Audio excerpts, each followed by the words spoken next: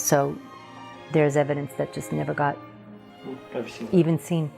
I am here today to call for the facts of September 11, 2001 to be released to the American public. There was a Newsweek story that came out just after 9/11 saying that there were a number of high-level generals that were going to fly that next morning and that they were given a warning and told not to fly on the morning of September 11th.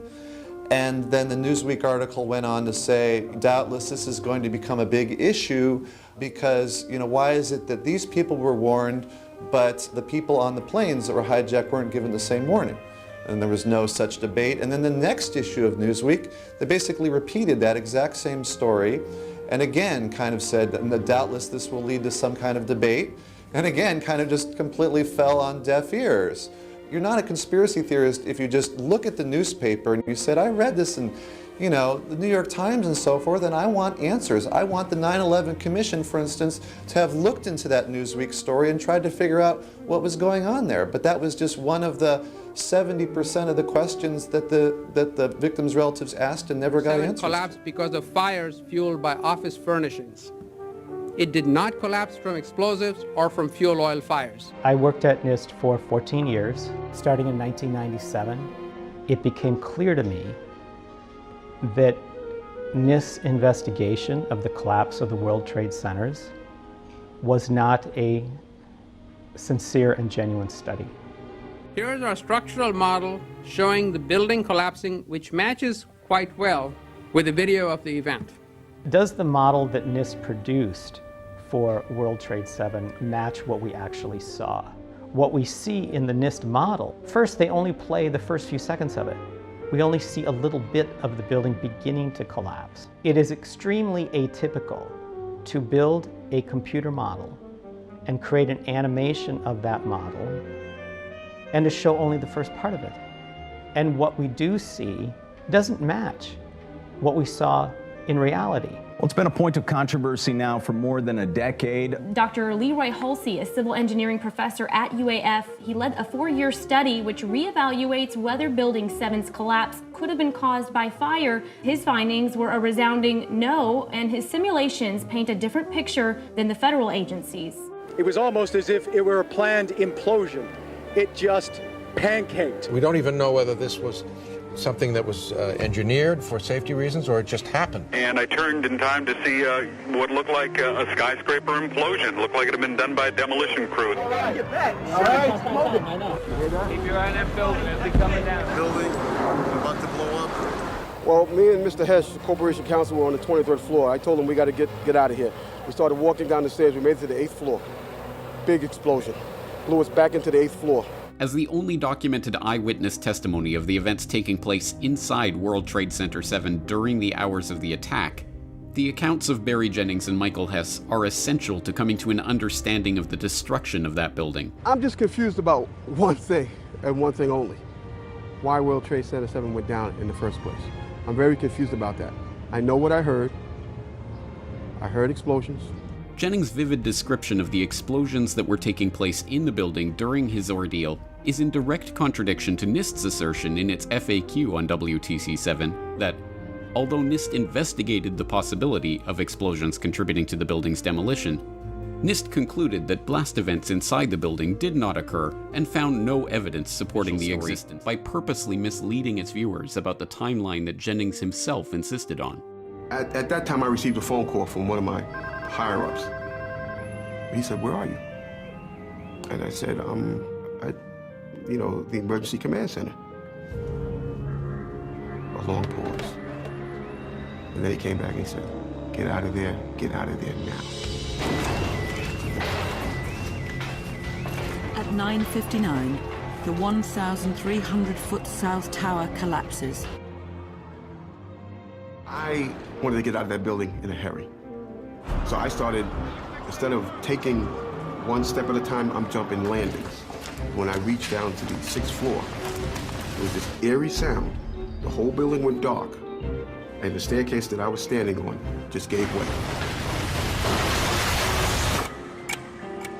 At 10:28, the North Tower collapses in just 11 seconds. With their editing and narrative intrusions, The BBC makes it seem that the explosions that Jennings and Hess experienced were just remnants of the Twin Towers hitting WTC-7. But in his interview, Jennings was completely adamant that he could still see both towers standing after the explosions happened. The whole reason that Building 7 collapsed, allegedly, is because the North Tower fell onto it and caused damage. And what people are going to say is they're going to say, well, Barry was hit by debris from the North Tower. No. What happened was, when we made it back to the 8th floor,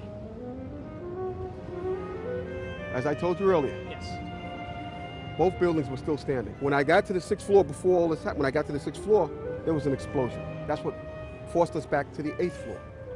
Both buildings were still standing. Keep in mind, I told you the fire department came and ran. They came twice. Why? Because building Tower 1 fell, then Tower 2 fell. And then when they came back with all concern now, like, to get me the hell out of there. And they did. And we got out of there. I got in the building way before, a little before 9, a little after 9. I didn't get out of there until like 1.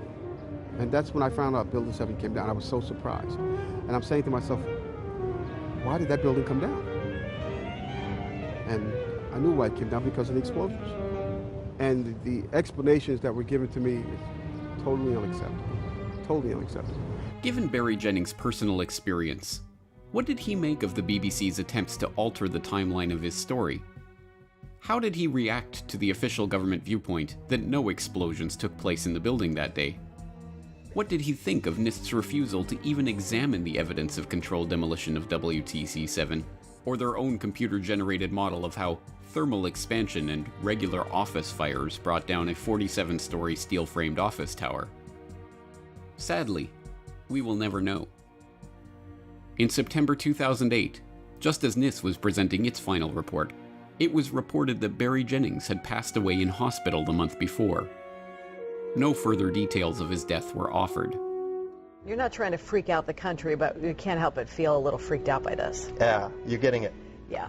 I certainly am much more open-minded about it than I was, and it is because of the involvement of the 9/11 families and all these engineers and architects. 7 World Trade had not yet come down, so they did manage, one, to take that down in a controlled implosion later on. I remember getting a call from the fire department commander telling me that they were not sure they were going to be able to contain the fire. And I said, you know, we've had such terrible loss of life. Maybe the smartest thing to do is pull it. And they made that decision to pull, and then we watched the building collapse. A fire broke out last night in the World Trade Center. The fire began in an electrical wiring closet on the 11th floor. The fire spread to 6 other floors.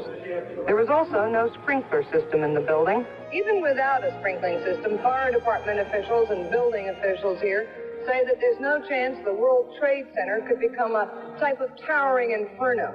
The building was designed to have a fully loaded 707 crash into it. That was the largest plane at the time. I believe that the building probably could sustain multiple impacts of jetliners. The towers were the first skyscrapers ever explicitly built to survive the impact of a plane. We had designed the project for the impact of our largest airplane of its time. That is to take this jet airplane, run it into the building, destroy a lot of structure, and still have it stand up. After months of analysis, NIST concluded that the World Trade Center had no structural flaws that could account for its collapse. The Twin Towers were designed to sustain the impact of a large airliner traveling at 600 miles per hour and still remain standing.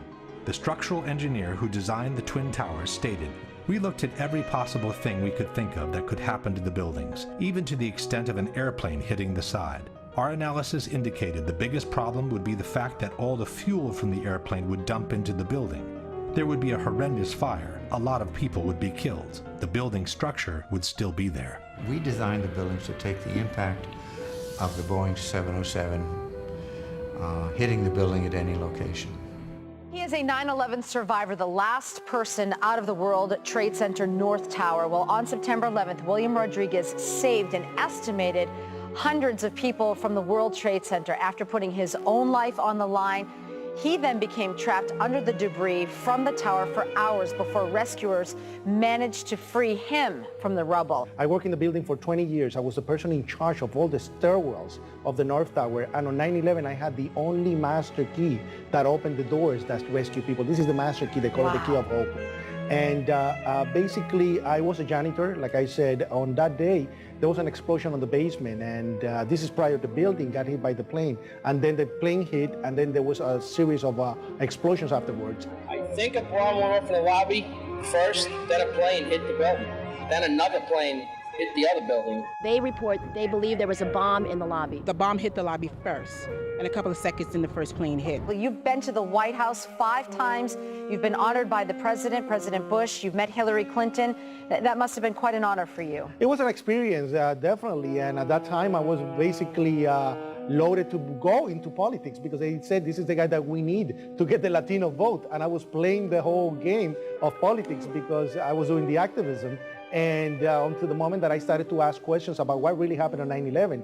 And you may remember the whole thing about the 9/11 Commission to be formed, and basically became very active to get it basically started. And what a surprise. I was one of the persons that testified for the 9/11 Commission, and my testimony doesn't appear on the final report. Willie, I could talk to you until 11 o'clock tonight when we go off the air, but we unfortunately have to wrap it up. Basically, what I'm doing is telling the people what really happened on 9/11 because there's a lot of disinformation about what happened. That at the same time 2 planes hit the building, that the FBI most likely thinks that there was a car or truck packed with explosives underneath the buildings, which also exploded at the same time and brought both of them down. A van that was parked in the building that may have had some type of explosive device in it. Bombs may have been placed at the base of those buildings. The terrorists would have planted bombs, 2 of them, one under each tower. And there may have been secondary explosions as well that were detonated in the building by these terrorists. There may have been something else that brought those buildings down. Started one, floor by floor, instead of popping out. It was if they had detonated. If they were planned to take down a building. Boom, boom, boom, boom, boom, boom, boom. All the way down. Federal agencies that were down there do believe that there was some sort of explosive device somewhere else besides the planes hitting. That was an incredible explosion. And that does not cause it could have been something that was planted. Or a bomb planted in the building, yeah. Is it possible that just a plane crash could have collapsed these buildings? Or would it have required the sort of prior positioning of other explosives in the building? This was clearly, the way the structure is collapsing, this was the result of something that was planned. I am reasonably sure that it was not the impact of the plane alone that did this. Possibly a bomb? Since that time, we know that another bomb was set off at the World Trade Center. Evidence of other explosives there. Below the fire, I saw... According to reports, the shooting happened around 9 p.m. and it left 1 dead and 1 injured, which gives us 9/11. The number 9/11 connects this event to the destruction of the Twin Towers on 9/11, which signified the end of the old world order and the beginning of the new. The number 9/11 is also a reference to Revelation chapter 9, verse 11, the opening of the bottomless pit and the rise of the king of the bottomless pit. Remember, we discussed the tearing down of historic statues. All right, well, I was just informed that the United Nations has a New World Order website at unnwo.org.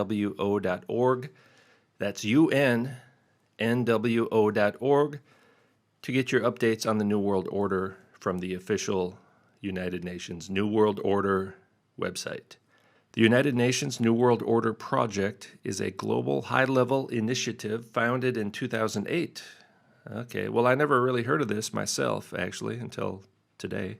To advance a new economic paradigm. Well, that's what we need, isn't it? A new economic paradigm where we have less money and they have more.